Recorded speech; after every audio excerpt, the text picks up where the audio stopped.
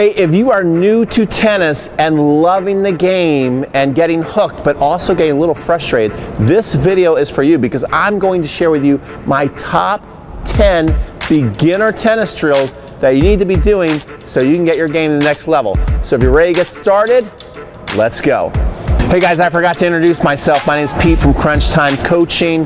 And so if you love this video and you are new to the game, consider subscribing and liking this video so you see more videos like this. Okay, so the first thing I want you to do, drill number one, and you've probably seen this in your beginner tennis class, and that is to do what they call downs. And it's basically just dribbling the ball. Now, I think a big mistake that beginner tennis players make is they just do this their first couple of classes and then they don't do it anymore.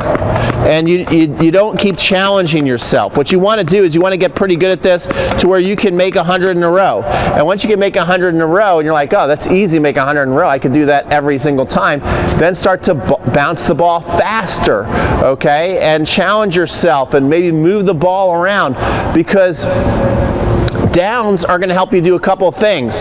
They're going to give you the feel in the wrist, okay? So like you can go slow and higher, and then you can go faster and lower with your downs. And when you play tennis, lots of times, you know, just as you're striking the ball, especially if you get in trouble, you get like this little wrist pop to the ball. You get this magical feel in your hands. When you're serving, you feel it. You feel it before a lot of shots. If you're a tennis player, you've been playing a while, you know what I mean. You get this special feeling in your wrist. It's going to help you. It's also going to help you really with your focus, finding the center of your strings as much as possible. That's your goal. It's going to help you with the idea of volleying, of hitting a forehand, of getting comfortable. Right here, when you do this, most people are going to be most comfortable in the semi-western grip. So if you're comfortable in this grip, you just turn around and practice a forehand, and now you're in what most tennis players are using as their forehand grip. So those downs, there's a lot more to them than you think. So just don't do it in one or two classes and think you got it mastered, because my friend, you do not. Okay, the second drill, and you may already know this if you've taken some classes. I promise I'm going to get to some exercises that you probably have never seen, but ups, okay? Ups. And again, this is going to help you with your focus, and also what grip is this going to help you learn? It's a pop quiz. It's a pop quiz. What grip are you going to learn here? So when you're doing these ups, guys, what grip are you in? You're in the continental grip. And so that continental grip is going to be the grip that you want to learn for the serve. You see, when you're doing your downs, you're in a forehand grip. And unfortunately, this is what most people learn how to use for their serve. You don't want to do that. If you keep serving in the frying pan grip, as I like to call it, you're going to have a beginner serve. You're not going to be able to put spin. Now, with your ups, if you get really comfortable in this up grip, which is your continental grip, then you're going to learn how to hit a nice serve that the pros are using. You're in the correct grip. You can hit spin on the ball. Okay, so that's another reason why you want to get really comfortable with this up. So it's just not about, you know, going, can you hit the ball up, but going, how do I feel in this grip? Because in this grip, I can learn how to hit a continental grip serve. I can learn how to hit a chip forehand with this grip. I can learn how to hit a chip backhand with this grip. I can learn how to hit volleys with this grip. Yes, sir, there's more to this stuff than originally meets the eye. And then once you learn how to do the up like this, okay, then you can again start to work with feel. You can do your ups to where the ball is barely leaving the racket, right? Tiny little quick ups.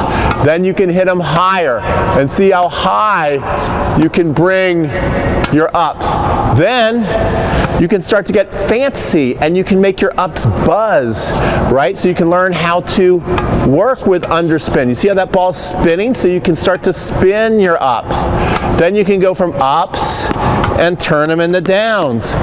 Ups and downs. See? Aren't you having fun so far? All right, let's get to the third drill, if you're a beginner, that you should be doing to get better at tennis. Okay, the third exercise that I want you to do, and I'm pretty sure no one's ever showed this to you, you might be like, why would I do that?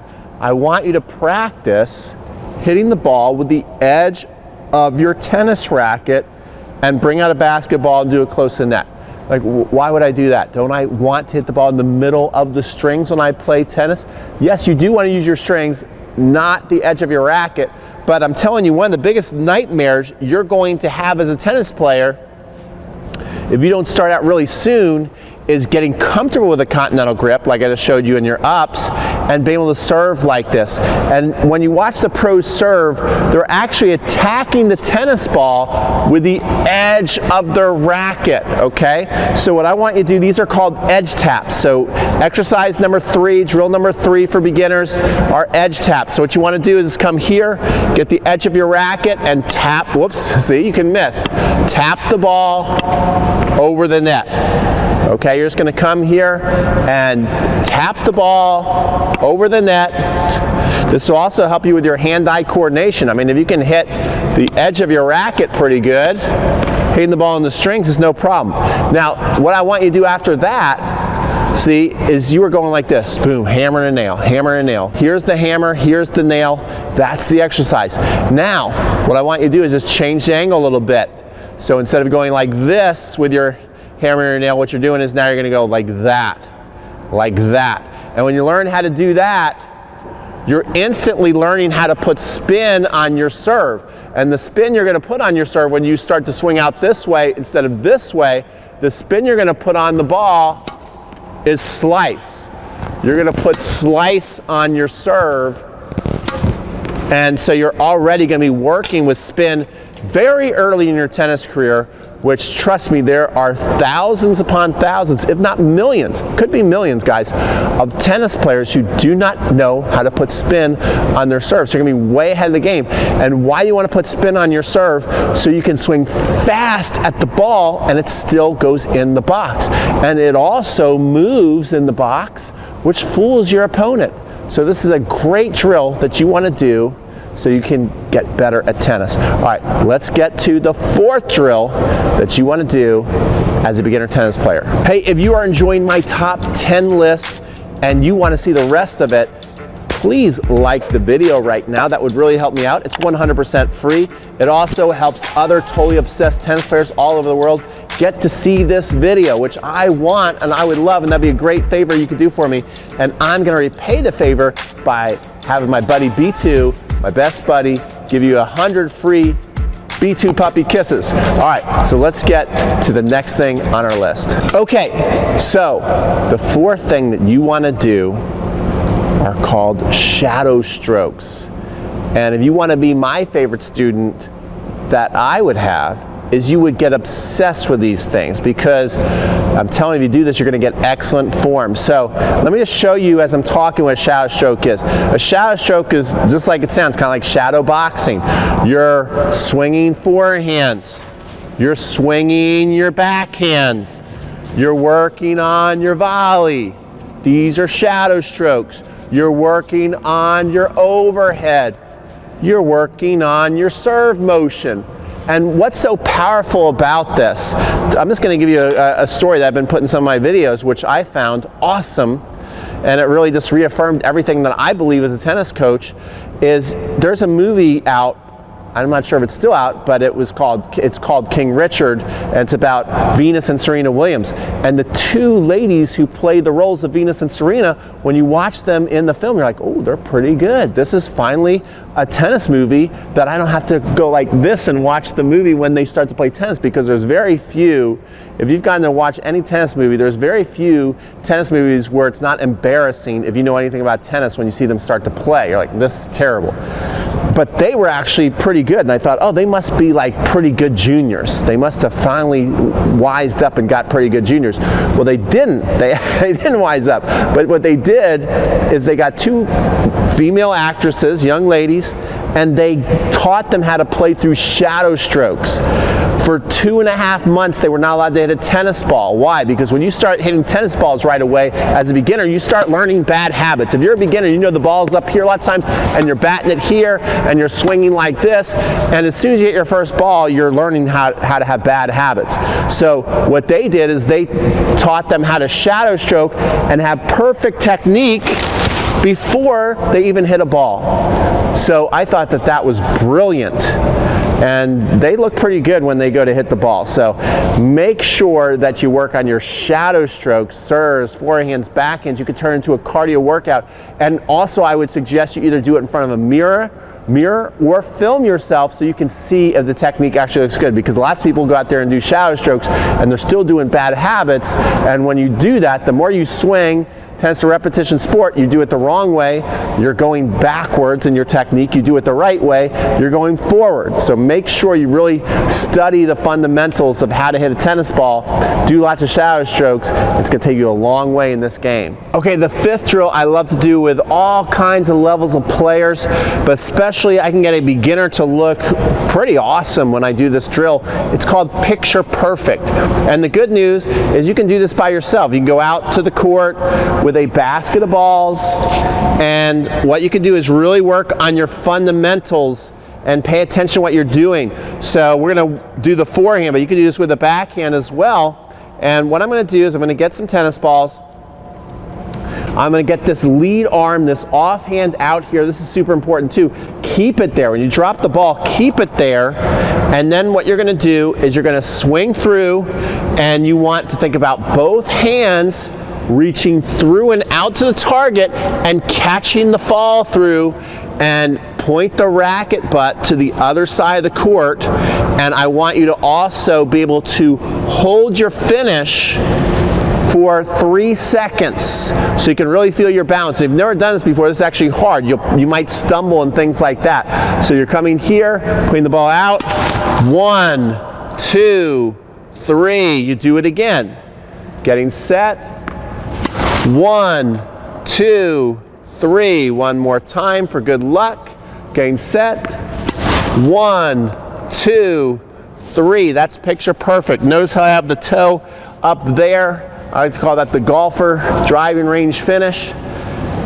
Let's get to the next thing. All right, we're up to drill number 6 now. If you're still watching, you must like this video. You must be interested somewhat. Come on, just like the video. All right, so next thing. Follow the thumbnail serving exercise. First, I just want you doing this even off the court, shadow stroking. So when so many recreational players, could be 80 to 90% of recreational players, they do the frying pan move, the pizza move, the waiter tray. It's basically your racket, your strings face up to the sky when you go to serve. This is very hard to stop doing. It's very hard to stop doing. You might be going, oh my gosh, I do that. Well, don't feel bad because so many tennis players do that.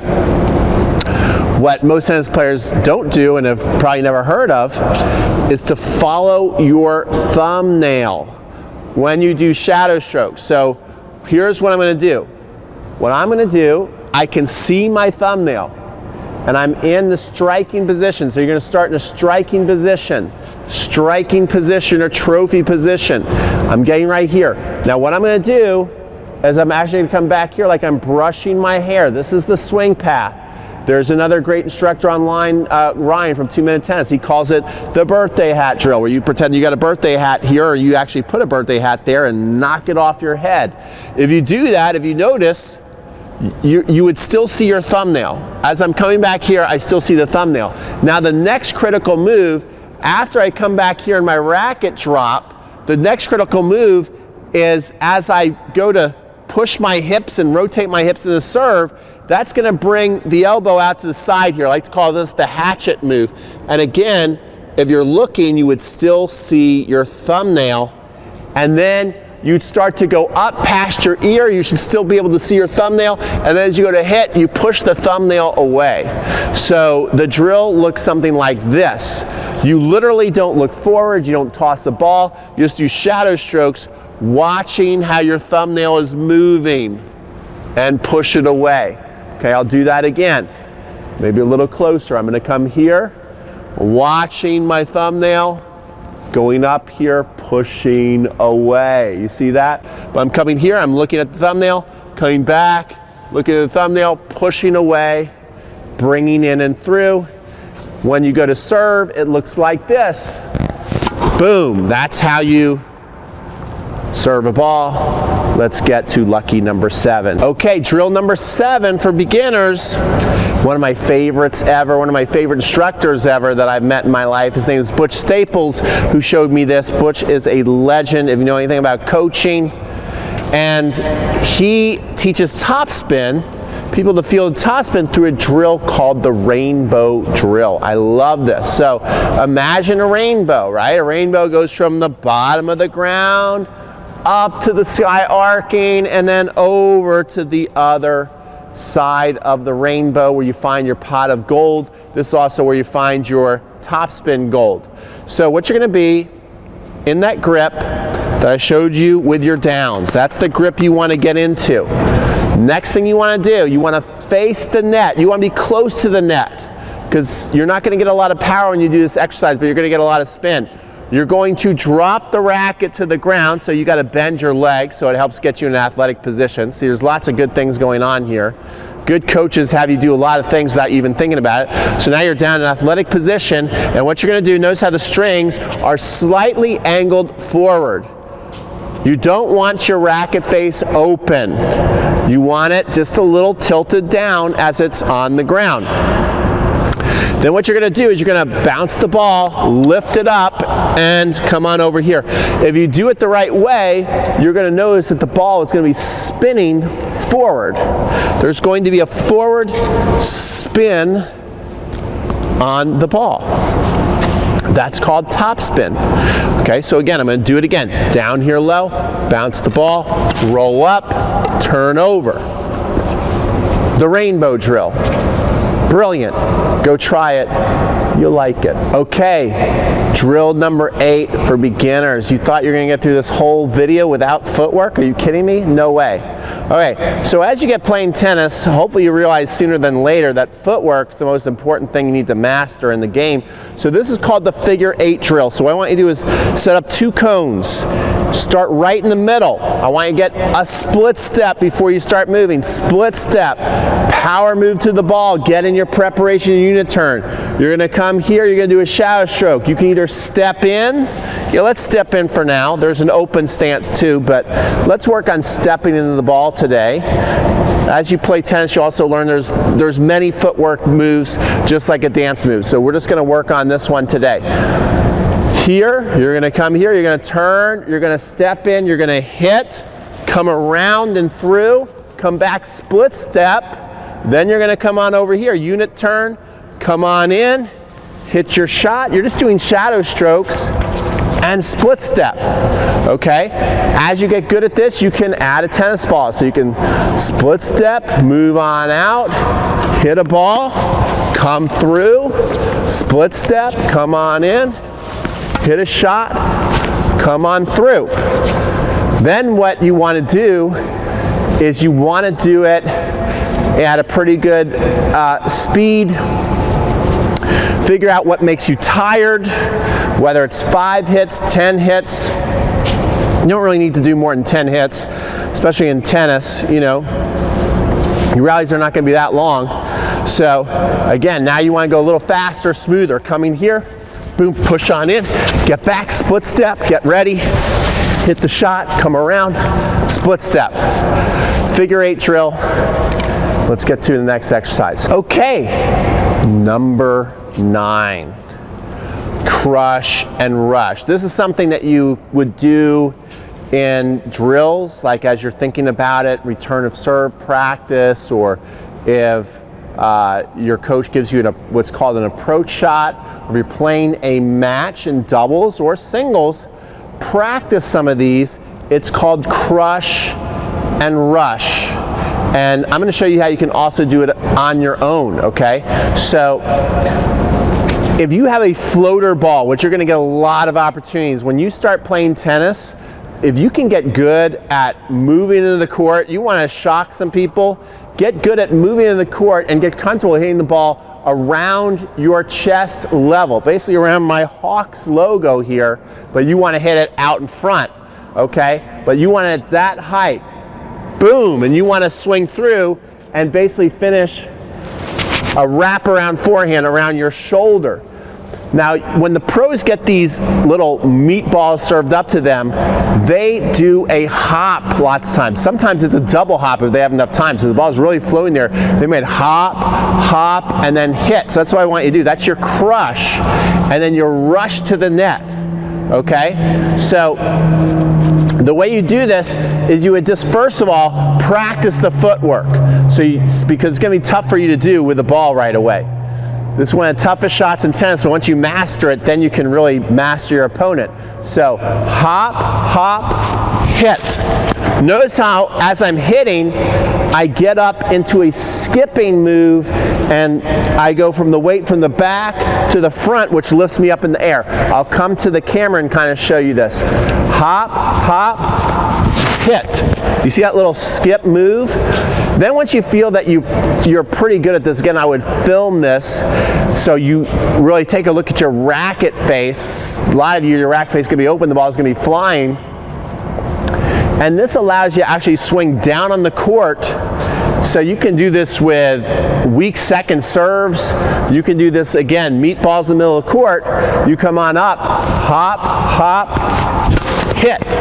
Oh my gosh, that was nice, right on the line. Now you're here at the net. This is the crush and the rush. And then if you want, you can have another ball with you, and then you can practice a little short volley. Okay, I love people to box their volleys. So, that was drill number 9. Let's get to number 10. Number 10 is going to help you win a ton of matches. If you are still here, number 1, now you're getting really smart. You've got a great agenda of what to do the next time you go practice. Let's go practice a couple of these exercises. Don't do all 10 at once. Do a couple exercises. I know you're excited to go try them all. Let's do a couple. And the last one on the list is called blockers. So if you want to win a lot of matches, frustrate your opponent, really learn how to handle pace, go look up the MEP, Most Exhausting Player on the Tennis Troll channel. He's brilliant at this. I call these blockers, and this is going to help you even when you start to develop great form. You still want to be good at these blockers. The term pusher is around because people hate playing pushers. Pusher is basically a blocker shot, and it's where you don't really swing that much, you don't hit the ball that hard, but you block the ball back, you get the ball back. And this is going to help you with your hand-eye coordination. And if you get really good at this, even without the technique I'm showing you, if you just get good at this, you can probably get up to a 3-5 level if you become amazing at this. Because with a blocker, what you want to do is get your basket of balls, and I want you to practice, first of all, this what it feels like, this to block the ball. Just block the ball. Just block the ball. Okay? Now, as you get good at that, like, okay, that's pretty easy. That should be pretty easy. You're basically stopping your racket on contact. Hit the ball, stop. Hit the ball, stop. And notice how I'm pushing my hip into the shot. Okay, and kind of feel the pace at which you move your hip and where the ball is going, where your hip kind of moves. That can help you with direction and depth. Now, I want you working on your direction and the depth, because just doing this, you can drive people crazy. Because not only are you not missing, you're driving them nuts, but you're also making them run a lot. And they're like, how am I running all the time? I've got like this beautiful technique. My opponent just blocks the ball around, and yet they're running and controlling the points. Because what I want you to do is start to go, okay, block the ball down the line, block the ball cross court, block the ball down the line, block the ball cross court. Now you got your opponent running all over the place, back and forth. Then I want you to work on your depth. So I want you to go block a ball deep, block a ball short, block a ball deep, block a ball short. See that? Now you got them, again, going a deep ball, short ball. So now they're having to run forward, which a lot of people don't do well. Then let's work on your height. Let's go what's called the drop shot, which again is a short ball. Block a ball short. See, now they're running forward. Block a ball high. Now I got them running backwards. Now they're throwing their racket. They're literally throwing the racket right now. They're playing me. Okay, so those are your top 10 beginner exercises. If you've been around the whole time and you want 100 free B2 puppy kisses, like this video right now. Hey, how would you like to finally be done working on your technique so you can focus on what's truly important in a tennis match, which is the other side of the net and how to beat your opponent? I want to hook you up with something awesome right now since you just watched my video, and that is free 30-day access to the Totally Obsessed Tennis Club, where you can unlock all my technique challenges so you can finally be done working on your technique and focus on how to beat your opponent. You're finally going to have the brain space to do it once you go through my Totally Obsessed Tennis Club. So what you want to do right now is sign up for the Totally Obsessed Tennis Club. It's going to give you 30 days free access to the program. If you love it, do nothing, and you're going to be charged a one-time yearly fee of $199. But if you're not blown away by how amazing this program is, you can just send me an email to crunchtimecoaching@gmail.com and you'll be charged nothing. So click the link to give it a try, and we'll finish your technique once and for all. Take care.